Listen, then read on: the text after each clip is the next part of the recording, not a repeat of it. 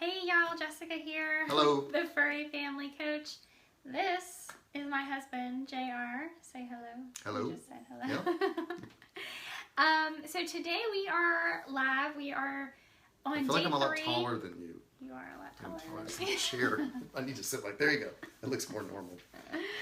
We are. I feel like a giant. I'm really not that tall.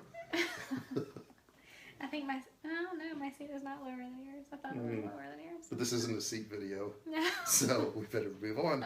So this is day 3 on our journey to raw. If you're just joining us, I've had a couple of other videos the last 2 days. We've decided to go raw with both our cats and dogs, meaning that we are going to transition them to a all raw diet. And this is our journey to get there because it's not an overnight thing. We have a lot of research to do.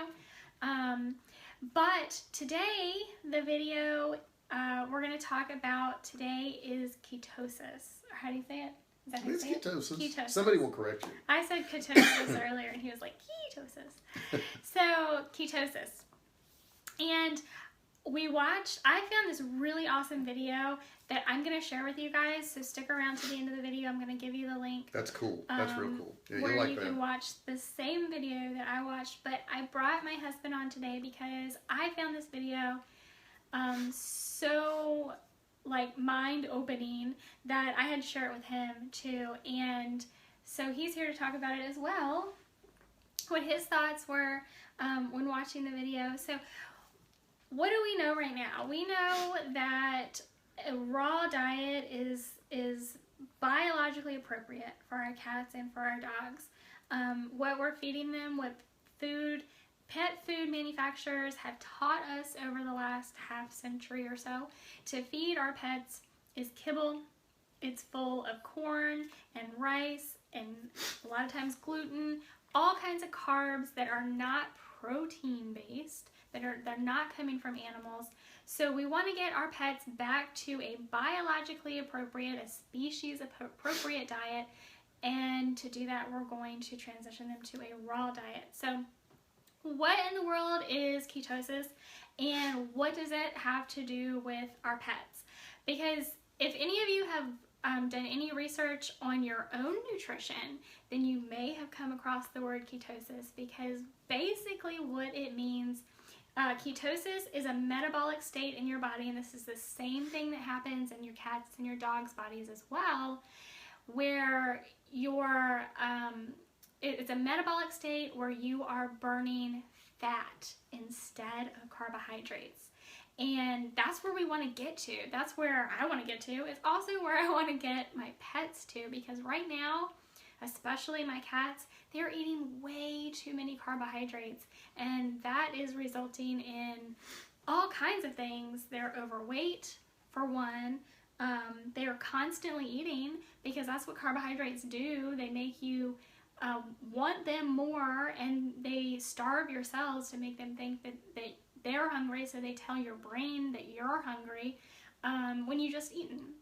So, yeah, do you want to talk a little bit about? Yeah, I mean, it's really kind of interesting because, everybody, for the past probably 30, 40, 50 years has brought up that, you go to the grocery store and you buy, the dog food that looks healthy because they put a bunch of vegetables and, some of them put fruits on there and all these crazy things. And you think about when dogs were wild, they didn't eat fruits and vegetables. That's not what they did.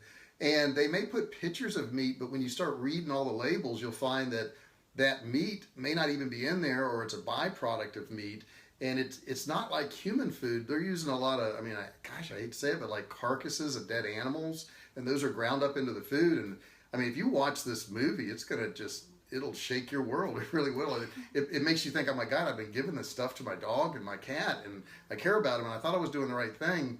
And that's basically what the big manufacturers, surprise, surprise, wanted you to think, is that, with all these pretty pictures and all this stuff on the bags and saying, your dog will love it and it's delicious and all this and all these different colors.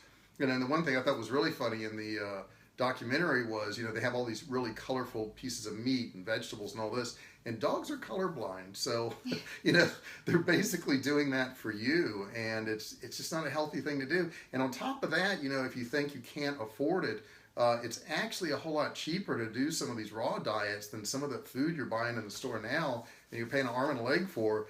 And quite honestly, it's raw, so you don't have to put forth as much effort, It's not like you got to cook a gourmet meal for them. So, yeah, I'm pretty into it. And she told me about it, and I'm pretty into it, Yeah.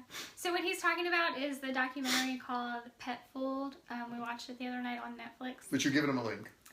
Actually, I'm giving him a link to the video we watched the other day. We could probably give him the link to the. Yeah, I can give you. I can show you. Or at least the information where you can look it up, because it's pretty cool. You'll like it. I can definitely give you the information where you can find it. It's on Netflix. If you search Pet Food. But the video we watched the other day with Karen Becker and Rodney Habib and the Bulletproof Coffee guy. Right. Yeah. Right. Yeah. So, I have never tried Bulletproof Coffee. This is not an endorsement, I promise. I don't know anything about Bulletproof Coffee, but that's who was on. Imagine this hot buttered coffee. So what was really interesting, and he said it in the video. I'm going to give you a link to it.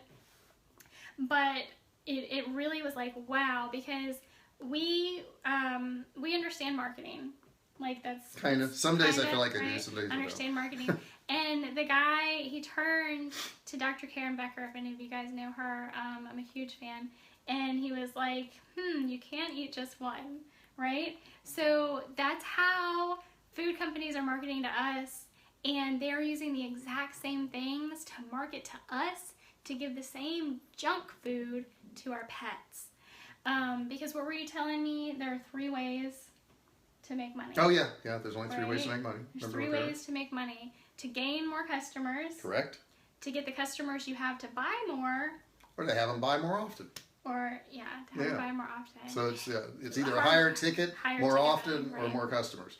And basically they've captured all the dogs and cats in the U.S., so now what they have to do is come out with a product that the cat and dog won't stop eating. It's kind of like potato chips, the same theory. Yeah, what they're doing is putting stuff in the food that makes your pets want more, so you have to buy more of it. So they're taking that customer base that they already have and getting them to buy more.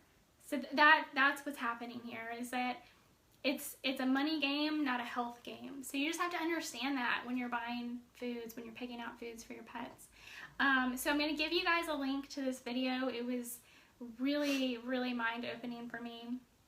And tomorrow, I'm actually going to expand on this a little bit more tomorrow. I didn't want to overload you guys with information today, because after watching this video, which I'm going to give you the link to as soon as I get off of this live video, it made me realize that when we're transitioning our pets from a processed commercial pet food diet to any other healthier diet, including and especially a raw diet, where we don't want them taking in the carbohydrates because they're not their physiology, they're not adept to break down the carbohydrates that we're giving them. Which causes what? It causes what? All kinds of stuff. All kinds of stuff. Yeah. It does. Diseases. It causes all kinds of diseases. But I thought you had one specific in mind. Well, no. But nowadays cats and dogs are getting cancer and diabetes and fatty liver disease and kidney. Any of this 50 or 60 years ago. Never. So, but you have to really be cautious about switching them to a healthier food, because what this pet food has already done to our pets' bodies. Good point. Especially my cats. Cats are the only animal that we know of that can develop what we, like in layman's terms, call fatty liver disease.